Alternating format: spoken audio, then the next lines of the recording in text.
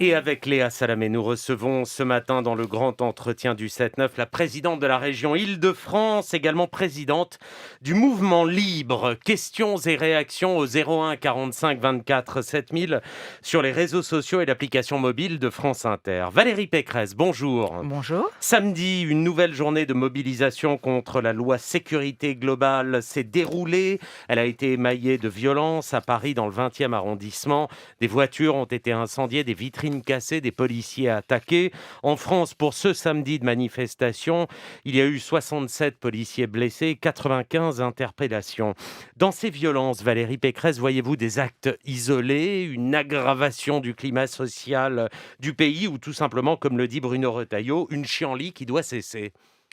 Ce que je crois d'abord, c'est qu'on s'est rendu compte, encore ce week-end, que nos forces de l'ordre étaient d'abord là pour protéger le droit de manifester dans notre pays.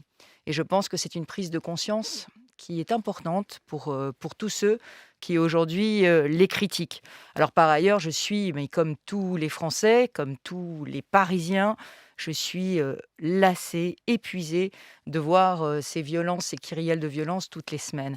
Et je me demande s'il n'y a pas là, quand même, heu, un besoin de renforcer les sanctions judiciaires. Alors je sais que ça n'est pas simple, je sais que la jurisprudence du Conseil constitutionnel ne permet pas d'interdire les manifestations à des casseurs. Je pense qu'il faudrait quand même travailler sur une solution juridique qui permettrait de restreindre, le droit de participer à une manifestation quand on a été condamné plusieurs fois pour des actes de saccage et de vandalisme, parce qu'en réalité, on n'est pas un manifestant. On est un black bloc, on est un casseur professionnel. De la même façon, je m'interroge sur le fait qu'on ne puisse pas condamner des casseurs à réparer les dégâts, financièrement, mais même à des travaux d'intérêt général. Enfin, j'ai l'impression qu'il y a beaucoup de rappels à la loi, mais que derrière, l'institution judiciaire est un petit peu démunie pour prononcer des sanctions qui marqueront leurs auteurs. Donc pour vous, ce qui changerait, c'est des sanctions judiciaires, d'interdire aux Black Blocs d'aller manifester, c'est ce que vous dites. Pour l'instant, c'est cassé par le Conseil constitutionnel.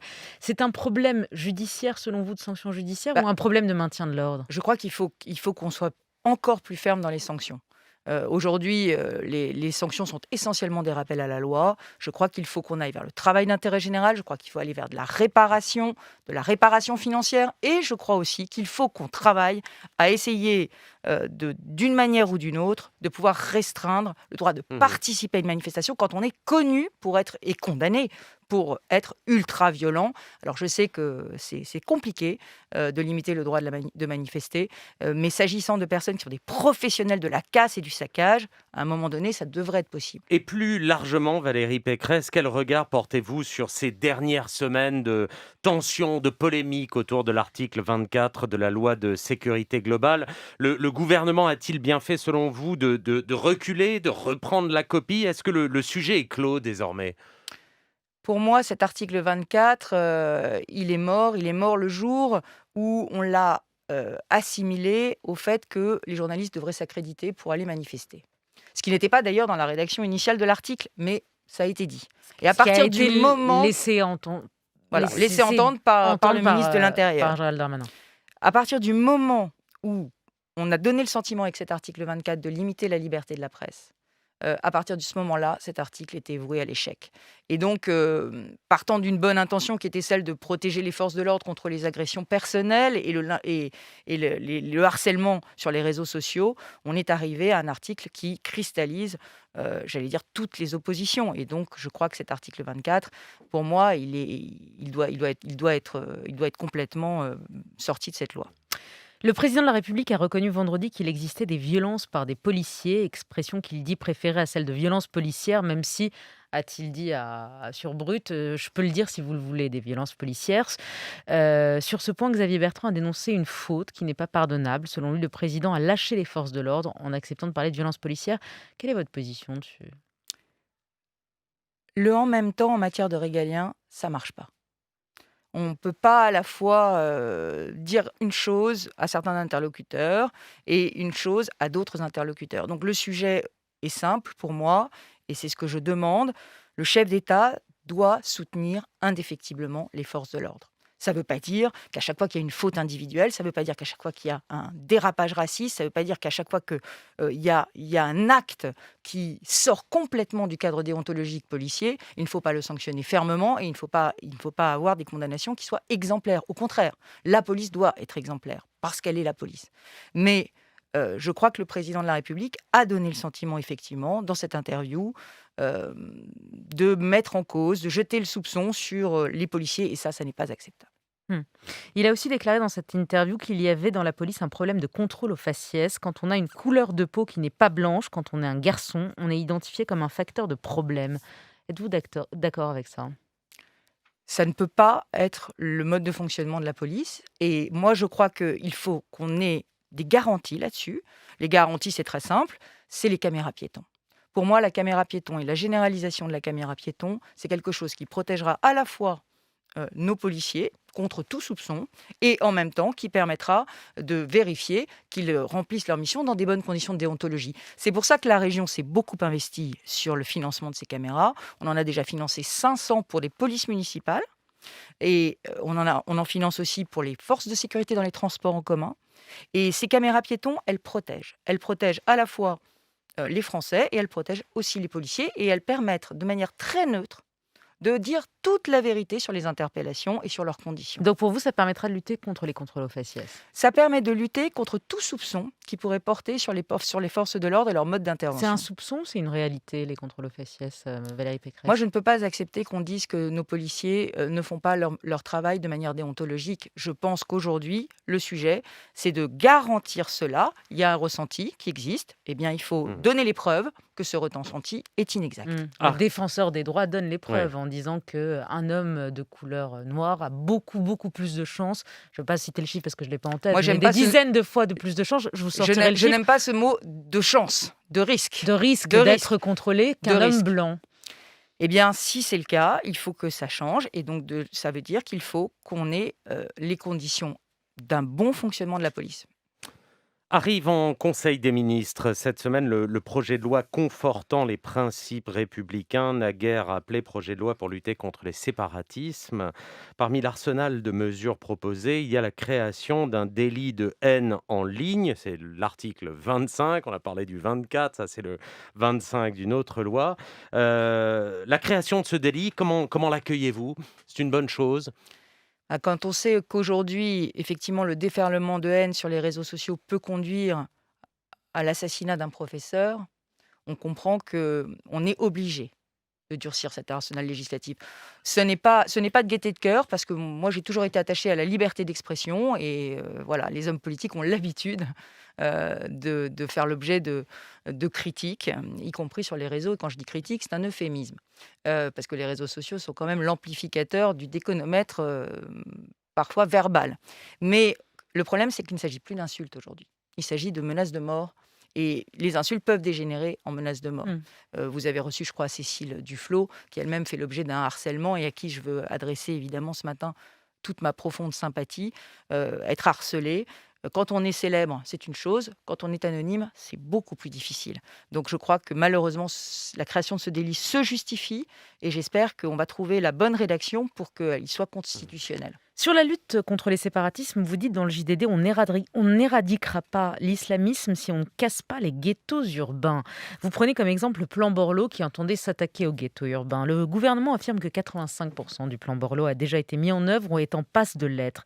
Les élus locaux contestent en général ce chiffrage. Vous, comme présidente de la région, quelle est votre position? Est-ce que vous avez l'impression que le fameux plan Borloo et toutes ses propositions, 85% de ce plan Borloo a déjà été mis en route ou déjà appliqué? D'abord, j'ai une conviction. J'ai la conviction que dans les territoires où la promesse républicaine n'est pas tenue, alors on a un terreau fertile pour tous les prêcheurs de haine, pour tous ceux qui prêchent la haine de la France. Donc le sujet, c'est comment faire en sorte que la promesse républicaine puisse être tenue dans tous les territoires. C'est mon obsession en tant que présidente de région, réduire les fractures territoriales. Et pour ça, il faut aussi une stratégie urbaine. Et cette stratégie urbaine, c'était l'intuition de Jean-Louis Borloo, c'était l'intuition de Jacques Chirac, c'est qu'il fallait absolument s'attaquer à ces poches de pauvreté qui sont les quartiers ghettos, qui se referment, que les classes moyennes fuient, dans lesquels l'ascenseur social ne fonctionne plus. Le gouvernement dit qu'ils le font. Est-ce qu'ils le font? Alors, C'est ça la question. d'abord, ce qu'il faut savoir, c'est qu'entre 2014 et 2018, nous sommes un pays extrêmement bureaucratique. Et le nouveau plan de renouvellement urbain a pris énormément de retard. D'ailleurs, Jean-Louis Borloo avait poussé un cri, il avait même demandé une commission d'enquête parlementaire pour comprendre pourquoi ça n'allait pas plus vite. Et il avait proposé la régionalisation de l'ANRU en disant ça ira plus vite si ce sont les régions qui sont en charge. Depuis 2019, c'est-à-dire depuis un an, il est vrai qu'il y a eu une démultipliée qui a été passée, parce que je pense qu'il y a eu quand même une prise de conscience Mm. qu'on était vraiment au bout du chemin. Donc c'est vrai que depuis un an, on voit sortir plein de projets qui commencent, de contrats qui commencent à être négociés, à être signés. Mais c'est un peu tard, et c'est surtout pas assez. Parce que, je le sais, Olivier Klein, le président de l'ANRU, me dirait « mais c'est quand même des milliards ». Mais ces milliards, pour l'instant, on ne les a pas dépensés. La région finance 250 millions d'euros pour les projets en rue sur la région. On a budgété ces 250 millions il y a 4 ans. On en a dépensé 7. 7, ça veut dire que les projets ne sont pas Pourquoi? sortis de terre. Mais ils ne sont pas sortis de terre parce qu'on est un pays dans lequel les autorisations prennent du temps, dans lequel les projets prennent du temps, dans lesquels on a du mal à engager l'argent de l'État, il faut quand même le dire. Et donc, du coup, on fait des promesses de milliards et c'est ça qui tue la crédibilité de la parole publique. C'est quand on fait des effets d'annonce, 10 milliards, et quand à la fin, on dépense que quelques millions. Alors, il faut aller beaucoup plus vite. Et il faut surtout que ce soit un projet porté par toute la nation. Parce que pour détruire des quartiers ghettos, il faut en reconstruire 2 ou 3 de mixité sociale réelle, en y mettant pas plus de 30% de logement social, un plafond anti-ghetto, de façon à ce que dans ces quartiers, on restabilise et on fasse revenir les classes moyennes. Avant d'écouter les questions des auditeurs, une question sur un des points de cette loi qui arrive là mercredi en Conseil des ministres, la déscolarisation, pour lutter contre la déscolarisation des enfants. Emmanuel Macron veut rendre l'instruction obligatoire dès 3 ans pour tout le monde. Il veut aussi attribuer à chaque enfant d'âge scolaire un identifiant national pour vérifier que chaque enfant est bien scolarisé. Y êtes-vous favorable? Le problème, le cœur du problème, c'est qu'il existe aujourd'hui des dizaines de milliers d'enfants, de tous âges, de 3 jusqu'à 18, 17 ou 18 ans, qui sont scolarisés dans des écoles hors contrat, soumises à l'influence islamiste. C'est ça le sujet. Et donc la priorité pour moi, c'est de fermer ces écoles hors contrat qui prêchent la haine de la France et qui sont contre les valeurs de la République. C'est à ça qu'on doit Mais s'attacher. c'est pour lutter contre cela, en Oui. mettant l'instruction obligatoire à 3 ans, Oui, vous mais tuez dans l'os l'idée de mettre ces enfants dans une D'abord, école. l'instruction, elle est là à 6 ans. Donc, le sujet reste quand même très entier pour tous les autres âges. Donc, ce que je crois, c'est qu'il faut vraiment qu'on ferme ces écoles hors contrat qui prêchent l'islamisme radical. pas C'est forcément- ça la situation. Pas forcément l'instruction obligatoire dès 3 ans. Je ne suis parce pas que sûre. Oui, enfin, c'est une là, il y a possible. un risque aussi que le Conseil d'État C'est- censure cette C'est disposition. pour moi un autre objectif qu'on poursuit avec la scolarisation obligatoire à 3 ans. La scolarisation obligatoire à 3 ans, pour moi, c'est beaucoup plus un facteur d'intégration supplémentaire pour des enfants qui auraient besoin d'aller à l'école plus jeunes. Et c'est pas sous l'angle de la menace islamiste qu'il faut le prendre. Allez, on file au standard. Quelques questions sur les transports. Isabelle, bonjour. Bonjour. Nous vous écoutons. Bonjour Madame Pécresse. Bonjour. C'est vous qui gérez Île-de-France Mobilité et en ce qui concerne le pass Navigo par exemple, il n'y a aucun problème pour le suspendre pendant la période de confinement. En ce qui concerne le pass imaginaire pour les étudiants, à ce jour, il n'y a aucune réponse, une réponse négative pour une suspension, un report, une prolongation pour les périodes de fermeture de l'université. Au motif que ce n'est pas prévu dans le contrat, ce qui est tout à fait probable, mais je pense quand même qu'on pourrait trouver une solution pour les étudiants qui, pendant 2 mois, sur l'année scolaire en cours, n'ont pas pu se rendre dans les universités. Merci Isabelle pour cette question. Valérie Pécresse. Alors Isabelle, malheureusement, ce n'est pas la Île-de-France Mobilité qui gère les billets des transports, c'est une organisation qui s'appelle Comutitre, qui est une filiale de la SNCF et de la RATP. Et pour tout vous dire, je souhaite que Île-de-France Mobilité puisse reprendre la gestion de Comutitre, parce que évidemment, j'aurais aimé qu'il y ait plus de souplesse, notamment pour pouvoir suspendre le pass imaginaire. Ça n'est pas le cas aujourd'hui dans le cadre des réglementations de Comutitre, et malheureusement, je n'ai pas d'influence là-dessus, mais j'aimerais bien en avoir une. Sur l'application d'Inter, Mathieu vous demande pourquoi ne pas rembourser le pass Navigo pour novembre, alors que nous étions reconfinés et massivement en télétravail. Que pouvez-vous lui répondre ? Que le président de la République a annoncé le reconfinement en octobre et que donc il avait la possibilité d'aller désactiver son pass Navigo. J'ai fait faire plein de communications Mhm. par Île-de-France Mobilité pour bien appeler les franciliens qui ne l'utiliseraient pas pendant le confinement à aller désactiver leur passe. Un certain nombre, enfin des dizaines de milliers de franciliens ont désactivé leur Et pour passe. les autres, est-ce qu'il faudrait les rembourser? Le problème, c'est qu'on a encore 40% des franciliens qui se rendent au travail tous les jours. 40, entre 40 et 50%. Donc je ne sais pas faire le tri aujourd'hui entre ceux qui continuent de travailler, ceux qui télétravaillent plusieurs jours par semaine. C'est Mhm. très compliqué. Et surtout, ils avaient la possibilité de désactiver leur passe. Donc on n'est pas dans la même situation qu'au printemps où tout a été pris par surprise et on n'a pas pu aller désactiver son Deux passe. questions sur les universités, sur l'appli d'Inter. Pouvez-vous intervenir pour la reprise des universités et des grandes écoles? Première question, dans le même ordre d'idées, on parle trop peu des facs, des écoles post-bac qui sont totalement en enseignement distanciel. C'est très dur pour les premières années. Et début février, date de la reprise telle qu'elle est fixée aujourd'hui. C'est déjà quasiment la fin de l'année, dit Delrieux, cet auditeur. Alors, que pouvez-vous faire pour la réouverture peut-être anticipée des universités et des grandes écoles? Absolument. Je suis intervenue auprès du président de la République pour demander la réouverture anticipée des universités. Alors, pas tout de suite début janvier, parce que juste après les fêtes, je pense qu'il faudra aller se faire tester massivement. C'est-à-dire qu'il faut éviter à tout prix une troisième vague. Et pour ça, on aura besoin que tous les franciliens aillent se faire tester au lendemain des fêtes parce qu'ils auront vu leurs proches. Et Mmh. donc, il faut éviter l'effet Thanksgiving. Vous savez Mhm. ce qui s'est passé aux États-Unis. Tous les Américains sont partis dans leur famille et ils ont déclenché une nouvelle vague de contamination. C'est pour ça que la région, aujourd'hui, a mis des barnums de tests dans les gares. Dans les territoires ruraux, elle fait circuler des bus. Et dans les centres, dans les grands centres commerciaux, jusqu'à la fin janvier, il y aura aussi des barnums de tests. Donc, je demande, et notamment aux jeunes, puisqu'on parle des Ouais. universités, d'aller se faire tester au lendemain des fêtes. Et parce la que- réouverture des universités? Et en revanche, une fois qu'une semaine sera passée, 15 jours, je pense qu'on doit pouvoir réouvrir les universités. Nous avons une détresse étudiante qui est extrêmement forte. Et ça se ressent évidemment particulièrement en Île-de-France. Nous sommes une grande région universitaire et où les logements étudiants sont particulièrement chers. Donc nous sommes très à l'écoute de cette détresse. Nous sommes en train de travailler sur comment aider davantage les étudiants. Nous allons faire des distributions alimentaires dans 100 villes d'Île-de-France dans les semaines qui viennent, parce que la pauvreté monte, et nous les ferons aussi dans toutes les facs qui le demandent.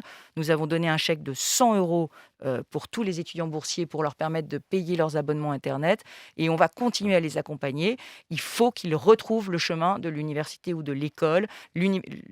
En plus, elles ont toutes les outils, les universités, Hmm. pour faire de la demi-jauge, pour faire du distanciel, présentiel, Faut en finir comme on dit, avec le... de l'hybride synchrone dans le jargon de Faut l'éducation en nationale. finir avec le virtuel. Voilà, une Il dernière, faut en finir avec le virtuel parce que ces jeunes ont Mm. besoin de se construire, surtout les premières années. une dernière question. Transport, vont-ils, vous, à la région, c'est Julien qu'on n'arrive pas à joindre, la ligne saute toujours.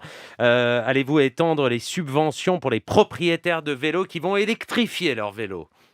Ah ah. Alors, c'est une très bonne question. Vous savez que la région a une prime de Voilà. 500 euros pour tous les franciliens pour acheter un vélo électrique. J'en profite, c'est bientôt Noël. Donc, si vous avez envie d'un Oui. cadeau utile à l'environnement et à la santé, le vélo électrique, Alors comment on Et- fait? Comment on fait pour les toucher les 500 euros? eh ben, il y a une plateforme de la région et vous Il faut mettez aller juste sur votre Internet. facture. Et en fait, vous devez d'abord demander la subvention de votre ville. Certaines villes très riches, la ville de Paris par exemple, ont des subventions. D'autres villes beaucoup plus pauvres ou des villages n'ont pas de subvention. Et après, la région compense jusqu'à 500 euros. Hmm.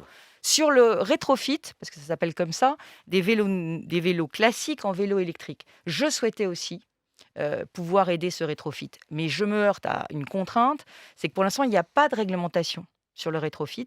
Et on me dit que je prendrais un risque pénal, Mhm. ça ne s'invente pas, à subventionner du rétrofit dérégulé, c'est-à-dire en fait du bidouillage de vélos où on ne saurait Ouais. pas à combien de kilomètres ils peuvent rouler et si c'est bien fait. Donc j'attends la réglementation et j'ai demandé à la ministre des Transports de me donner cette réglementation. Alors le paradoxe, c'est qu'en revanche, la région va financer le rétrofit des voitures individuelles. J'en profite. Sans 2500 sanction euros. pénale. 2500 euros. Ouais. Oui, parce que maintenant, nous avons un décret qui permet, par exemple, pour une Clio qui est thermique, de changer juste son Donc moteur 2 500 pour la € rendre- pour le cadeau de Noël, pour- c'est quoi? pour rétrofiter son véhicule thermique s'il a plus de 5 ans et le transformer en véhicule électrique. Voilà. C'est beaucoup moins cher que d'acheter Ouais. une voiture. C'est de l'écologie sociale. On va trouver le mot français pour rétrofiter.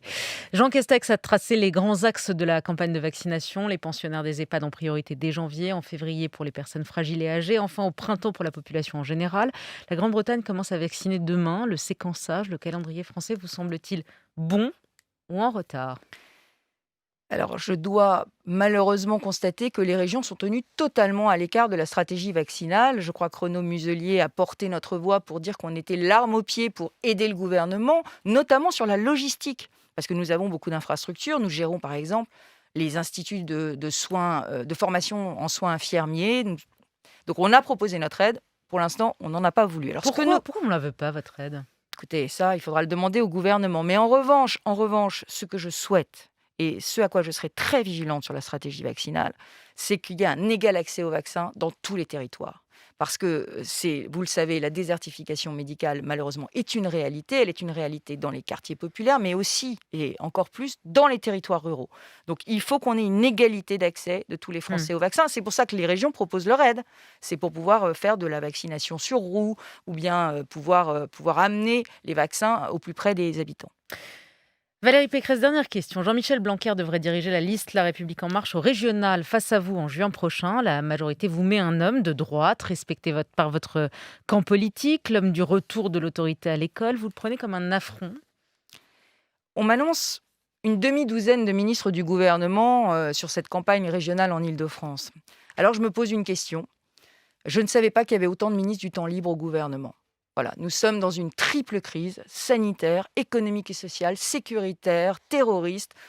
Et il semble que cette élection régionale focalise toutes les énergies. Je pense que c'est faire beaucoup d'honneur à la région Île-de-France. En tout cas, pour ce qui me concerne, moi je suis 150% à la tâche pour laquelle mes électeurs m'ont choisi. Il vous envoie Jean-Michel Blanquer, Emmanuel Macron, c'est un message à votre avis? Écoutez, je ne crois pas qu'on envoie quelqu'un dans une élection. Je crois qu'un territoire, une région, c'est une passion, c'est une vocation. Il faut en avoir très envie. C'est très dur au quotidien. Et voilà, après, les Franciliens verront qui est vraiment motivé pour les diriger. Merci. Merci, Madame Pécresse. la présidente de la région Île-de-France, présidente du mouvement Libre. Merci d'avoir été au micro d'Inter ce matin. On va rétrofiter une page de pub et accueillir Claude Askolovitch en upgrade. À tout de suite.